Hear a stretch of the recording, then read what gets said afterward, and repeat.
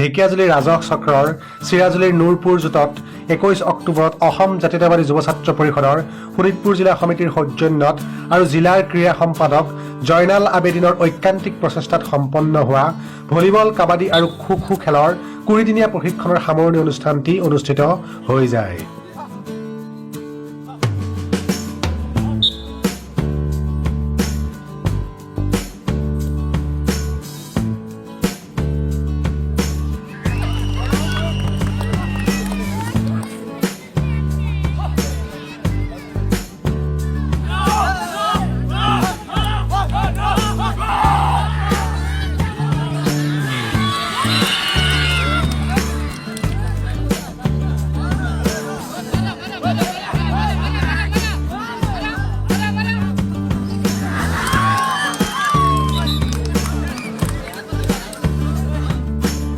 অনুষ্ঠানৰ আৰম্ভণিতে জাতীয়তাবাদৰ জয়ধ্বনিৰে প্ৰশিক্ষিত খেলুৱৈ, উদ্যোক্তা আৰু স্থানীয় ৰাইজে পদযাত্ৰাৰে যুৱ ছাত্ৰ পৰিষদৰ কেন্দ্ৰীয় আৰু জিলাৰ নেতৃত্ববৃন্দক খেলপথাৰলৈ আদৰি আনে।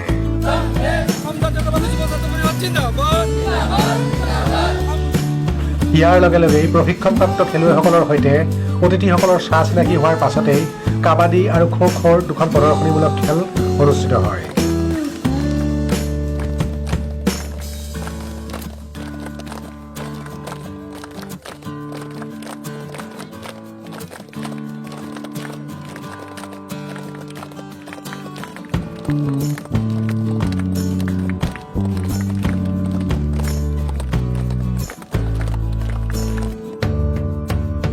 দিনৰ 3:30 বজাৰ পৰা 20দিনীয়া প্ৰশিক্ষণৰ সামৰণি অনুষ্ঠানটোৰ সৈতে সংগতি ৰাখি এখন ক্ৰীড়া বিষয়ক সভা অনুষ্ঠিত হয়।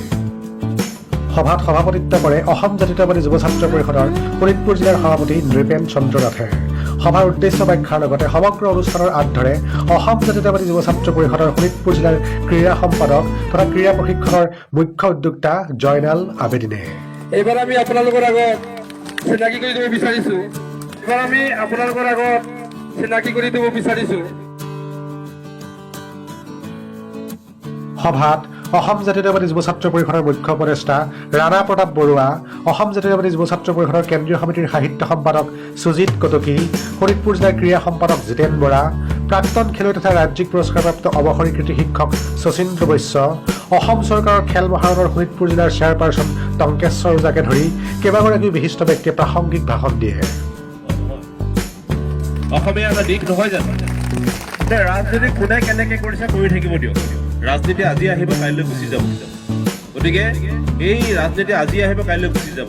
কংগ্ৰেছে বহুদিন চৰকাৰ গঠন কৰিছিলে, কংগ্ৰেছ গ'ল, আকৌ আহিল, বিজেপি আহিল, আৰু ভৱিষ্যতেও ৰাজনীতিৰ এই কথা বতৰাবিলাকত যাতে আমাৰ যিটো সমন্বয়ৰ যিটো ৰূপৰেখা, আমি যাতে কোনোদিন আমি এই অঞ্চলৰ ৰাইজ, এই অঞ্চলৰ আমি ব্যক্তিসকলে, এই অঞ্চলৰ নতুন প্ৰজন্মই যাতে এই ৰাজনীতিৰ পথাৰখনত জড়িত হৈ পেলাই আমাৰ যিটো ভাগ কৰাৰ যিটো ঠিক কৰিছে, এই কথাবিলাক ঠিক কৰিবলগীয়া হ'লে আমাৰ সাংস্কৃতিক দিশ আৰু খেলৰ জৰিয়তে, ইয়াৰ জৰিয়তে আমি ঠিক ঠাক কৰিব লাগিব।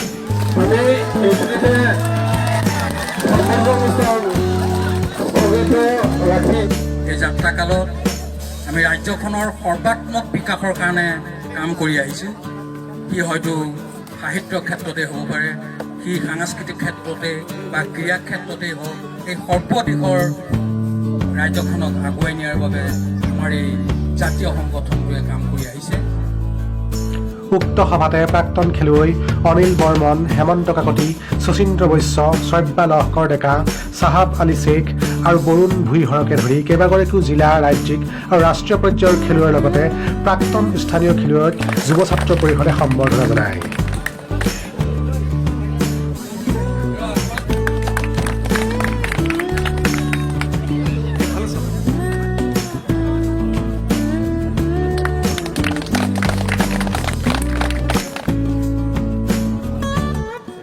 এটা কৈপোৱা বৰ্ষৰ কাৰণে হাত চাপৰি দিব অনুৰোধ কৰিছোঁ।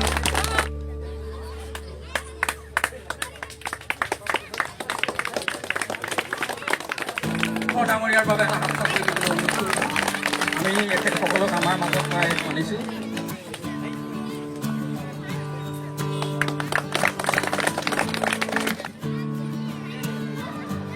জাতীয়তাবাদী যুৱ ছাত্ৰ পৰিষদ শোণিতপুৰ জিলাৰ সৌজন্যত চিৰাজুলি শাখাৰ সহযোগত যোৱা 1 অক্টোবৰৰ পৰা আজিলৈকে 20 দিনীয়া এটা বিনামূলীয়া ক্ৰীড়া প্ৰশিক্ষণৰ আয়োজন কৰি আমাৰ এই পশ্চিম ঢেকিয়াজুলি অঞ্চলৰ এই গাঁও অঞ্চলৰ ল'ৰা ছোৱালীখিনিক আমি একলগ কৰি এই প্ৰশিক্ষণৰ জৰিয়তে আগন্তুক খেল মহাৰণৰ উদ্দেশ্যে আমি প্ৰস্তুতি চলাই সাজু হৈছোঁ। ইয়াত আছিল আমাৰ kho kho under-19, kabaddi under-19, above 19, লগতে সংগতি ৰাখি আমাৰ 26 তাৰিখে যিটো গুৱাহাটীত under-14 কাবাডী খেল হ'ব, তাৰো কিছুমান ল'ৰা ছোৱালী আমি ইয়াৰ পৰা ওলাইছোঁ। আমি এই খেলখনৰ লগত সংগতি ৰাখি আগন্তুক হ'বলগীয়া আমাৰ অসম ভিত্তিক যিটো খেল হয় আন্তঃজিলা কাবাডী প্ৰতিযোগিতা, খো-খো প্ৰতিযোগিতা, আমি শোণিতপুৰ জিলা ক্ৰীড়া সন্থাৰ যোগেদি তেখেতসকলৰ অন্তৰ্গত আমাৰ এই অঞ্চলৰ খেলুৱৈখিনিক আমি আন্তঃজিলা পৰ্যায়ৰ খেলিবলৈ আমি সুযোগ দিয়াৰ প্ৰচেষ্টাও ৰাখি এই প্ৰশিক্ষণ শিবিৰটো আমি পাতিছিলোঁ। মই জয়নাল আবেদিন, তেওঁ অসম জাতীয়তাবাদী যুৱ ছাত্ৰ পৰিষদৰ যিটো প্ৰচেষ্টাত আপোনাৰ 20 দিনীয়া কাবাডী আৰু খো-খোৰ যিটো প্ৰশিক্ষণ ৰাখিছিলে, আজি 20 দিনীয়া প্ৰশিক্ষণৰ সামৰণি অনুষ্ঠানত আমাৰ প্ৰাক্তন খেলুৱৈসকলক মানে সম্বৰ্ধনা জনাবলৈ মাতিছে। ইমান ভাল লাগিছে। মই জৱাহৰ নৱোদয় বিদ্যালয়ৰ নৱোদয় চাকৰি কৰোঁ বিশ্বনাথ চাৰিআলিত, আৰু মোৰ আজিৰ পৰা অটম ব্ৰেকৰ ভেকেশ্যনো আছিল। সম্বৰ্ধনা অনুষ্ঠানটোৰ মানে মানে ইনভাইটেশ্যনটো পাই পেলাই মোৰ ইমান ভাল লাগিল। মই সঁচাকৈ জনাই কৈছোঁ আহি আছোঁ আমি, আৰু প্ৰাক্তন খেলুৱৈ হিচাপততো মানে লৈছোঁৱেই আপোনাৰ প্ৰশংসাপত্ৰ, কিন্তু বৰ্তমানো মই খেলি আছোঁ। মই মাষ্টাৰ এথলেটিক্স খেলি আছোঁ। যোৱা বছৰ মই খেলো মাষ্টাৰত খেলি আহিলোঁ দিল্লীত। তাতে মই 100 মিটাৰ, 200 মিটাৰ, লং জাম্প সকলোতে গ'ল্ড আৰু চিলভাৰ মেডেল ল'বলৈ সক্ষম হৈছোঁ। আৰু মই আমাৰ বৰ্তমানৰ বিজেপি চৰকাৰৰ চিফ মিনিষ্টাৰ হেমন্ত বিশ্ব শৰ্মা ডাঙৰীয়াক একদম অশেষ ধন্যবাদ জনাইছোঁ।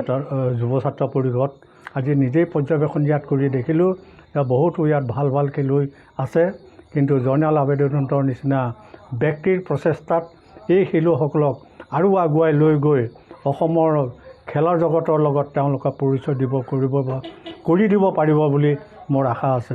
ধন্যবাদ।